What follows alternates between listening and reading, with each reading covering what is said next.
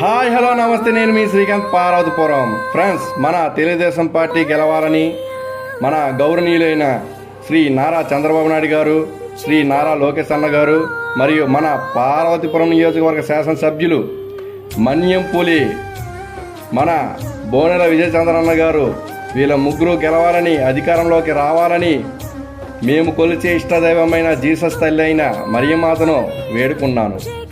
నేను వేడుకున్న విధంగా తల్లి కరుణించి వారి ముగ్గురిని అధికారంలోకి తీసుకుని వచ్చారు. కాబట్టి ఆ మొక్కును చెల్లించుకోవడానికి రాష్ట్రం కాని రాష్ట్రం అయిన చెన్నైకి దూరంగా ఉన్న నాగపట్నం దగ్గర వెలంకిని మాతను దర్శించుకొని నా మొక్కును చెల్లించి, అలాగే వీరి పాలన మరో 10-20 సంవత్సరాలు కొనసాగాలని ప్రార్థించుకున్నాను. ఈ విషయంలో నాకు చాలా తృప్తిగా ఉంది, చాలా సంతోషంగా ఉంది. Thank you very much.